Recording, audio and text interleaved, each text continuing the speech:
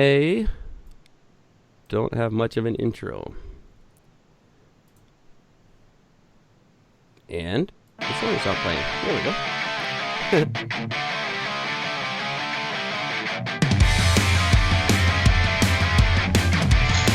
I'm not talking about it.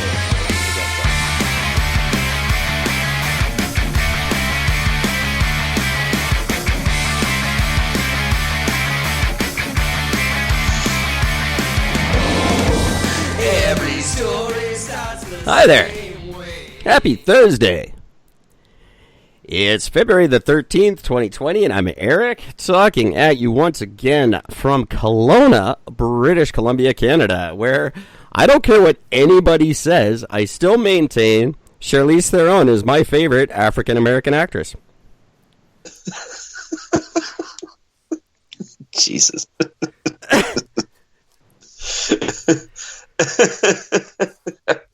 Oh man, I haven't heard that in a long time. It's true, and I stand by it. She's lovely and African. How's it going, Gordon? Frustrated. Indeed. Hi, I've never world. hated the world more than I do at this very moment. Well, I love our almost 10,200 listeners. I love each and every one of you. Thank you for listening to our show. Go to Apple Podcasts and tell us what you think of it. Really would appreciate it. And thank you very much for listening. When you're done listening to me and Gord live on Spreaker.com, why don't you go check out the Thor's Kin podcast on Podbean? Very good show.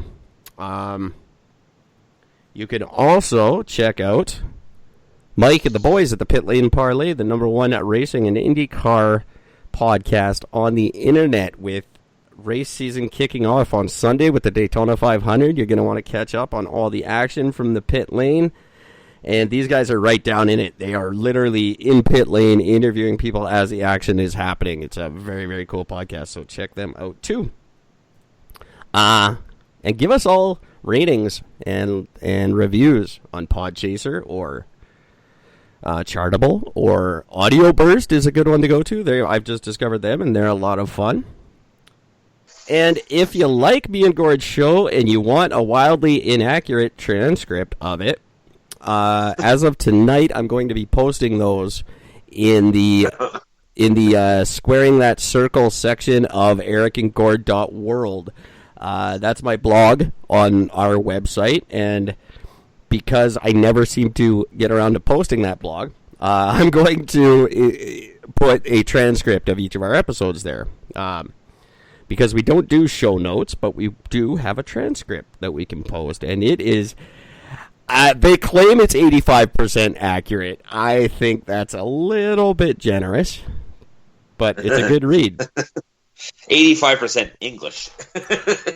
Yeah, it's a good read, though. It's a lot of fun. I wanted to bring up something from last night's episode, but I don't remember now. But it was, we weren't talking about it at all, but it goes off something about dogs, and it's pretty amazing. But as far as free transcription services go, it is one that exists. I would actually even venture to say that it is more interesting than our show. It is. It really is. And our show is, in my opinion, not a news show. Our show is a truth show. If you want to listen to the news, go listen to the news. If you want facts and truth, listen to me and Gord. That's what we're here for. I am not a news anchor. I am a truth anchor. It's not popular, apparently. It's been a long time since someone has gotten... Refuse the truth? Someone has engaged in conversation with me. And I have to say, I'm pretty sure everybody on the internet is just my ex-wife. Because it doesn't matter what I say, they just keep saying I'm wrong until they stop talking to me forever. That's the internet trick. I don't go on Facebook and spout off things that are wrong anymore. I make very sure that I know what I'm talking about before I put anything online, because people are quick to rip your fucking head off. And usually me. I make sure that I am correct in what I'm saying before I do so. Anyway, to give you guys some context, if you don't follow me on Facebook 24 hours a day, a lady posted something about Trump lifting the ban on landmine use outside of the Korean Peninsula. And that, although very widely reported as the case, is not exactly accurate. Now, Trump has opened up the possibility of the U.S. military using this new form of landmine should there be a conflict with China or Russia or some major war. He has opened the door to the possibility of the U.S. military using a new brand of landmine that's what they call a smart mine. That's very easily set to a timer to self-destruct if it's not utilized. So they're not left in the ground to blow up like they used to. I'm assuming they're not designed to look like pieces of toys or candy like the ones that's used in some other countries? No, these are very specific, and they can either be remotely detonated or set to self-destruct. And so you can deactivate a minefield at the touch of a button, rather than having to go and dig them up like you used to. It's much improved technology. Nevertheless, this woman contends that he has lifted the American ban on landmines, which he has not. There never was an American ban on landmines. That's right. Pay attention, folks, because you are being fed lies in the media right now. This is a direct, absolute lie in the media. Trump has not lifted anything. There was nothing for Trump to lift. That ban was never ratified by the U.S. government. It was brought in as a suggestion by NATO countries in 1997 while Clinton was in office, and Clinton refused to sign it. Then it crossed Barack Obama's desk when it was part of the Ottawa Convention, where they all met in Ottawa and everybody signed it. 140 countries, whatever the number is, every country that's ever seen a landmine except for the U.S. signed this thing, and Obama said, no, I'm not signing it. I don't know, we might want to use them one day. Obama was concerned at the time about... Oh, Lord, I don't remember, and I'm not going to look it up. There was some reason he wanted to keep using them. I think it was in case Greta Thunberg started running her mouth or something. See, I'm pretty sure that's exactly what it was. That bitch ain't getting my Peace Prize. That did not sound like President Obama. Not in the slightest. So, no, Trump did not lift the ban on anything. So anyone who's hailing him as like, this is a good thing, if you're a big landmine supporter, Trump didn't do it. He doesn't get credit for it. If you think it's a bad thing, you can't slag Trump for it. Trump didn't do it. It's not he didn't lift anything. There was nothing to lift. That's like saying right.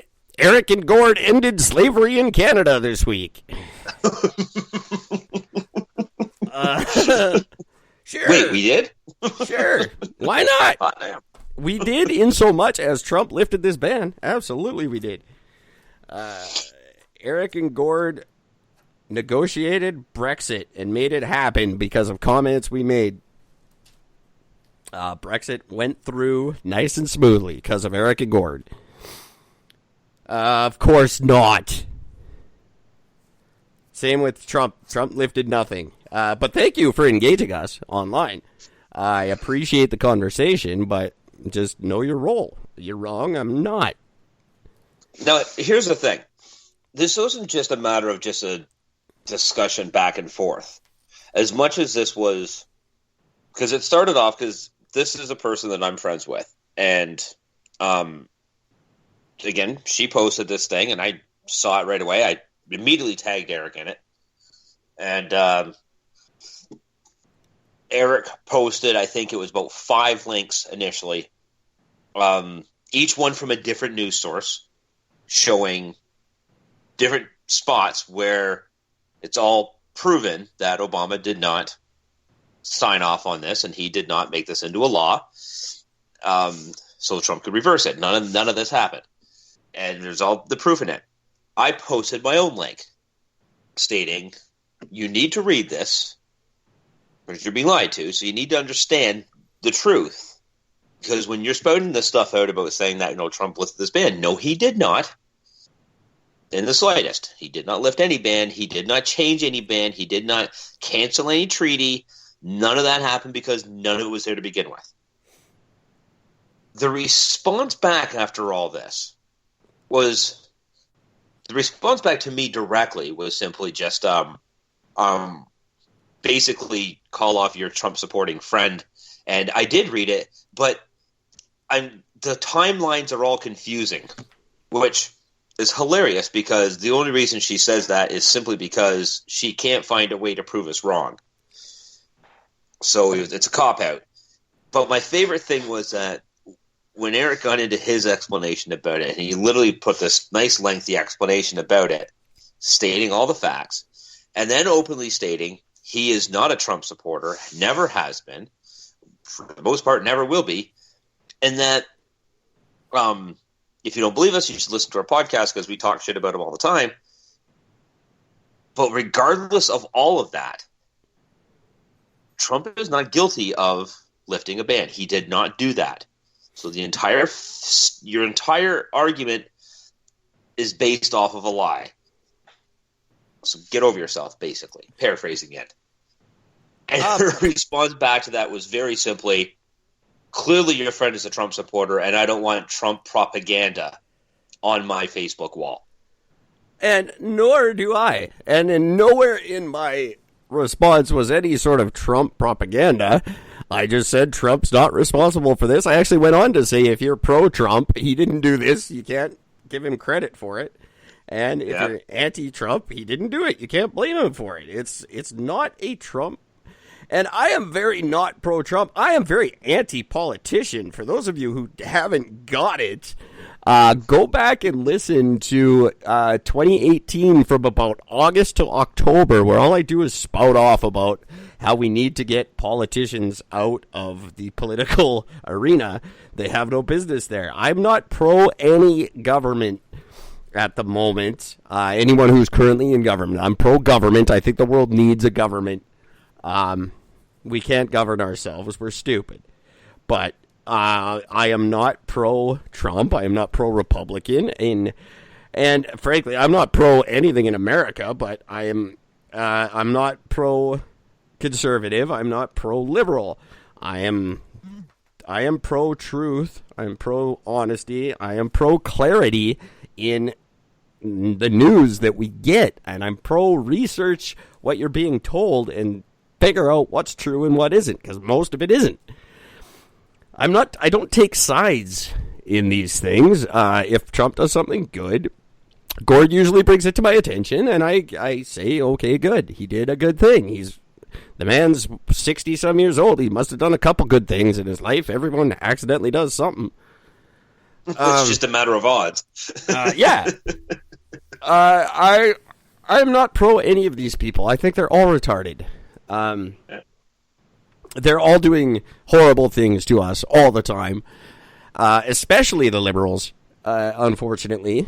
But very not pro-Trump. And feel free to call in. We are live every night now. If you guys want to call in and have the discussion with us, the phone line is open, 604-655-9630. If you happen to miss us, that phone number still goes to a message service 24/7. You can leave us a message, or you can go to eric@gord.world, write us a note, record a voice message. There's many, many ways to get involved in the discussion, and it'll always be a cordial discussion. I'm very much in the habit of being polite to other people, not necessarily when I'm just talking to Gord and talking to you guys with Gord, I should say. But I don't ever direct that at people. I'll always be as polite as I can. I think we deserve... But understand one thing, though. if you are going to be calling in, and we invite